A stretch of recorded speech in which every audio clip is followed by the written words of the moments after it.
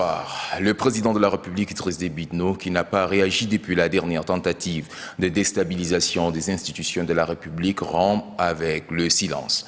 Au cours d'une communication qu'il a faite ce matin aux leaders des partis politiques et les représentants de la société civile, le chef de l'État met en garde tous ceux qui veulent ériger des barrières sur la voie du Tchad vers le développement. Suivez un extrait de ses propos. Nous avons été surpris par les derniers événements. C'est pour lesquels je vous ai d'ailleurs appelé que nous puissions échanger pourquoi, en ce moment précis, où le pays a besoin, le peuple tchadien a besoin qu'on le sorte de la situation de la pauvreté, que nous devrions encore créer un désordre dans notre pays. Pourquoi en ce moment où nous mettons à profit la paix retrouvée pour construire notre pays, développer notre pays avec une très grande ambition de faire de notre pays un pays émergent à l'horizon 2025. C'est en ce moment-là qu'on veut encore créer un désordre. Il y a un cadre de dialogue entre l'opposition et la majorité présidentielle. Il y a un dialogue entre moi-même, le président, et tous ceux qui, de la société civile comme parti politique, qui en souhaitent. Pourquoi, en ce moment-là, qu'une poignée de nos compatriotes ont tenté de créer un désordre dans notre pays? L'expérience de la guerre, nous avions vécu. Nous connaissons les conséquences de la guerre, les conséquences du désordre et de la désunion.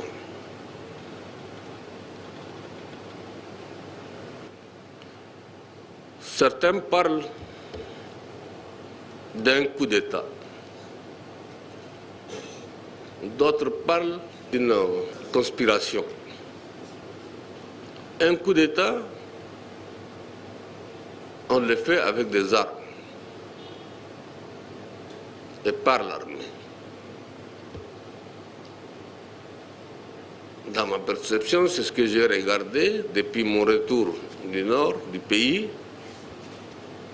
Je n'ai pas vu un seul élément armé dans ce qu'on peut appeler le désordre que les gens veulent créer. C'est une conspiration, c'est une très grande conspiration, qu'on peut appeler peut-être l'été tchadien, à l'image du printemps arabe. C'est ce qu'on a voulu faire, je crois que c'est cela. Et c'est malheureux.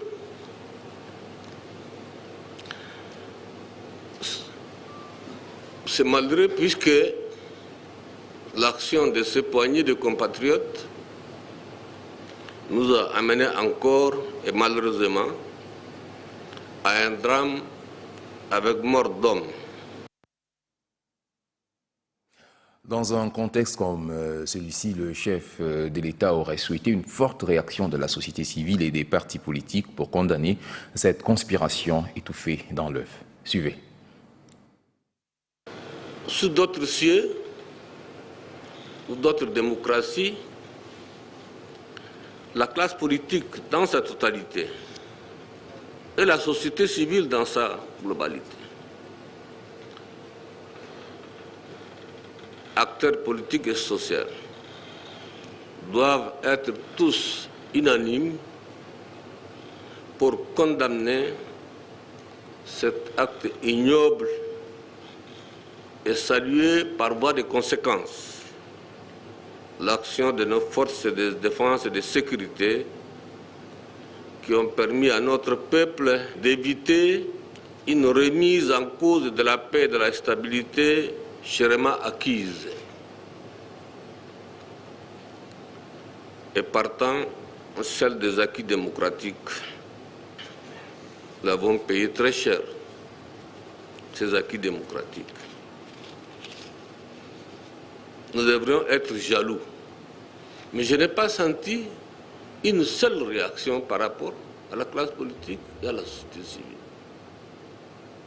C'est comme si on accepte le fait accompli, des fois même certains d'entre vous, des hommes politiques qui ont choisi de créer des partis politiques pour la gestion du pays avec un programme politique bien précis, doutent de l'action que le gouvernement a menée ou de l'action de la justice par rapport à ces événements-là. Il me semble normal dans ces conditions-là que c'est des compatriotes qui ont été appréhendés, où nous avons enregistré des victimes aussi, normal que le gouvernement saisit la justice. Ce qu'il a fait, qui a mis à la disposition de la justice l'ensemble des preuves, et il appartient donc à la justice du pays, de notre pays, de faire la lumière sur ce qui s'est passé. Il y a eu des arrestations qui me semblent aussi normales dans de pareilles circonstances. Il appartient à la justice de faire la part des choses, dans la sérénité. Le chef de l'État s'est également prononcé sur l'arrestation des journalistes. Pour le chef de l'État, nul n'étant au-dessus de la loi, il faut laisser la justice faire son travail. Suivez. Je prends le dernier cas d'arrestation des journalistes. Certains sont arrêtés, d'après les informations que j'ai eues, par suite de plaintes déposées par des citoyens.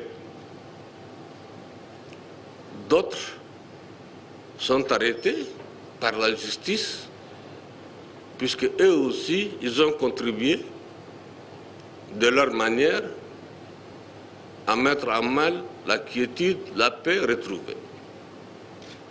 Pourquoi tous ces bruits-là? Ce ne sont pas des Tchadiens?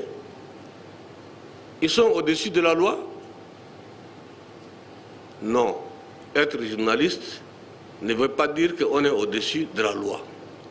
Que les uns et les autres comprennent que les Tchadiens tous sont égaux devant la loi, quelle que soit la profession qu'ils mènent. Et que la loi doit peser lourdement sur tout, de la même manière. Il n'y a pas une justice à deux vitesses dans un pays démocratique, n'existe pas du tout. Si ces frères-là ne se reprochent de rien, attendez, laissez la justice faire son travail et les libérer. Pourquoi faire des pressions sur la justice?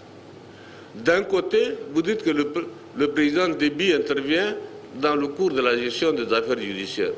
Je suis le seul homme d'État tchadien africain qui n'intervient pas et je défie quiconque, magistrat ou autre,